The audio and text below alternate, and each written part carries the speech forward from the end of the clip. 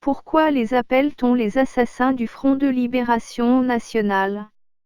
Mars 1955, rencontre MN Front de Libération Nationale à Alger. Abane Randan exige la dissolution du MNA et le ralliement individuel de ses membres au Front de Libération Nationale, seule direction politique de l'ALN. Refus du MNA, sans un programme. Juin 1955, Abane Randan ordonne à Amirouche d'intégrer de force les maquis messalistes de Kabylie. Liquidation des maquis MNA de Diaré El Mizan, Buira, les Ouadia, Seddouk, le Guergourganzais. Massacre des cadres et intégration forcée des Djounous dans le Front de Libération Nationale. À Alger, Yassef Saadi recrute, dans la pègre, des commandos qui assassinent les dirigeants messalistes. Octobre 1955, assassinat de Chiani Bachir, qui s'était coupé du Front de Libération Nationale et du Caire, par Adjoul et Lagrourabé, en contact avec Krim Belkacem et Abane Randan. Novembre 1955, structuration de la pègre d'Alger par Yassef Saadi et Ali Lapointe. Guerre contre le MNA pour le contrôle de la Casbah. Massacre de dizaines de cadres. Au Maroc, disparition d'Ousselbir et liquidation de tous les cadres MNA par le Front de Libération Nationale. Mai 1957, entre 28 et 29, à Melouza, 300 civils messalistes sont massacrés par le Front de Libération Nationale.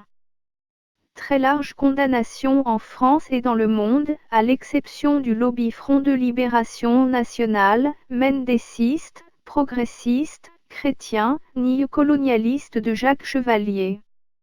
Soutien du Monde, France Observateur, L'Express et Témoignages chrétiens.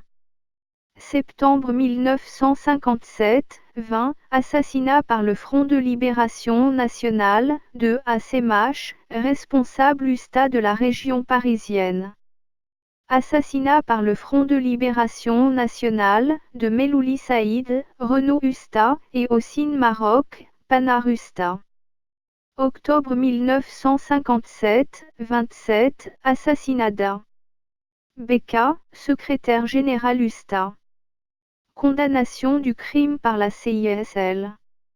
Vague de protestation contre le meurtre de syndicalistes algériens par le Front de Libération Nationale, SNI, FEN, Nouvelle Gauche, UDF au Nantes.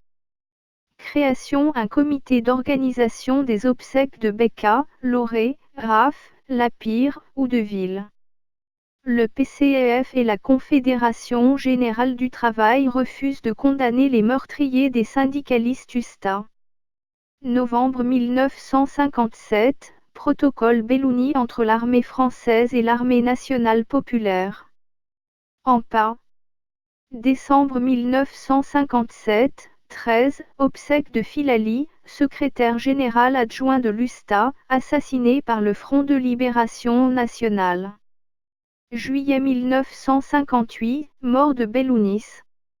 Janvier 1959, campagne du Front de Libération Nationale dénonçant le contre-révolutionnaire Messali. Mai 1959, Hadji Antar, responsable USTA de la région parisienne, tué par le Front de Libération Nationale. Protestation du Comité de solidarité et de défense des syndicalistes algériens. Septembre 1959, 17, attentat Front de Libération Nationale contre Messali Hadj. Son garde du corps Ali Djouadi meurt en le protégeant de son corps. Dans France Soir, déclaration des deux tueurs, rien ne peut être résolu autrement que par la force. C'est pourquoi nous continuerons les attentats. Jamais aucune entente ne se fera entre Ben Bella, Ferhat Abba et Messali Hadj. Le Front de Libération Nationale seul a droit à la parole. Nous ferons tout pour qu'il en soit ainsi. Juillet 1962, Messali Hadj dissout le MNA et crée le Parti populaire algérien, PPA. Septembre 1962 envoi en Algérie d'une délégation du PPA, pour les élections. Arrestation de ses membres et de nombreux militants. Novembre 1962 Premier, arrestation du chef du PPA en Algérie, Moulay Merba, ancien secrétaire général du MTLD. Interné et torturé par la police de Ben Bella, à la maison centrale de Berrouaguilla.